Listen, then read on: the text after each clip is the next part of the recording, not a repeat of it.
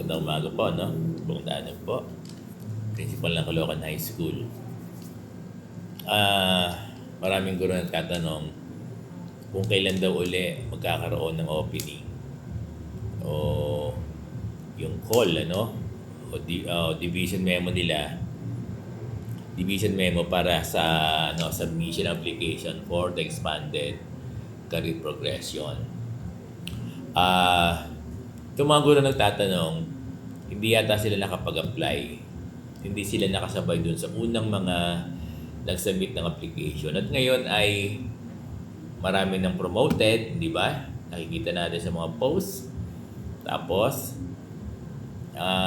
yung iba ay meron ng comparative assessment score. Yung iba ay na-endorse na, di ba? Ganyan yung mga ngayon yung mga scenario, yung mga cases ngayon ng bawat division. Okay, katulad dito sa Caloocan, to my understanding ay ang info sa akin nakapag-endorse na, kaya lang inuna yung mga priority. At marami pang mga naiwan. Sabi ko naman, yung mga naiwan, susunod din yan. Kasi ganyan naman sinasabi ng guidelines ng ECP. So, balikan natin yung mga nagtatanong.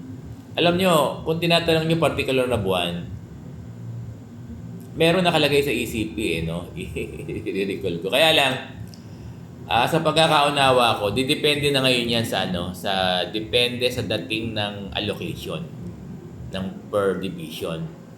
Ang pagkakaunawa ko kasi, nagkakaroon ng allocation ang bawat region. Okay? Tapos, then region, nagkakaroon ngayon, dinidistribute yan sa mga division. Yan yung pagkakaunawa ko. Kaya, depende yan, Hindi mo pwedeng magkaroon ng division memo ang inyong division para sa call, para submission application, nag-open sila kung wala silang allocation. Yan yung pagkakaunawa ko. Mag-o-open lang yan, magkakaroon lang yan ng call for submission ng application ng ECP ng kanilang mga teachers kung meron silang allocation. Kaya dun yan. Yan yung pagkakaunawa ni Sir Bong, ha? Yan yung pagkakaunawa ni Sir Bong kung kailan magkakaroon, kung kailan mare-replenish. Halimbawa, nagkaroon na kasi, di ba? Marami nang na-endorse, na-promote, may mga appointment na iba. Ngayon, kailan uli ito, kailan uli ang susunod, yan ang tinatanong nyo. Ang sagot natin sa pagkakaunawa ni Sir Bong, kung kailan uli magkakaroon ng budget yung inyong division office. Yan yung pagkakaunawa ko, ha? Kasi, hindi naman yan makakapag, sabihin, hindi naman yan magko-call kung wala silang budget, yung division, kung wala silang allocation.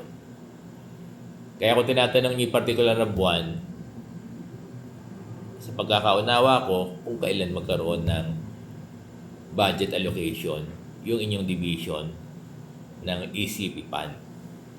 Ngayon kung wala silang budget at alam nilang wala naman darating pa, hindi ko lang alam kung mag-o-open yung division nyo. Diba?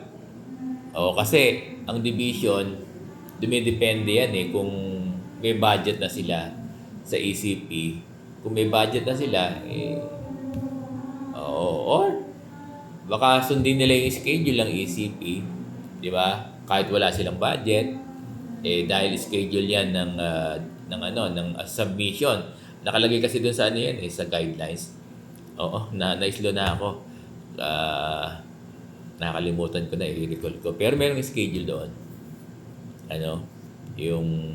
At may deadline din, no?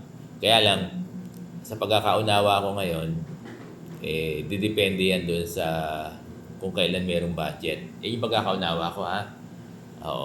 Didepende, paulit-ulit ako, no? Didepende yan kung kailan magkakaroon ng budget allocation yung inyong division. Saka ngayon sila mag-o-open ulit. Para doon sa mga teachers nila, respective teachers nila, na mag-apply, mag-submit. Ano yan?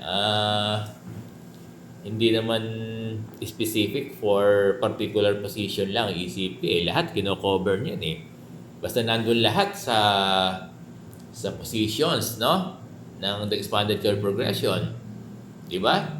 Yung mga nagre-reclass, teacher 2, 3, 4, 5, 6, 7. Diba? Master teacher 1, 2, 3, 4. At meron na tayong 5. Ngayon, principal 1, 2, 3, 4. Diba? At magkakaroon na raw ng principal 5. Diba? Lahat ng yan. Pero wala pang principal 5 ha. That's my understanding. Lahat ng mga binanggit natin ay ano yan, teaching positions yan o principal positions na kasama dyan sa budget ng ECP allocation, no?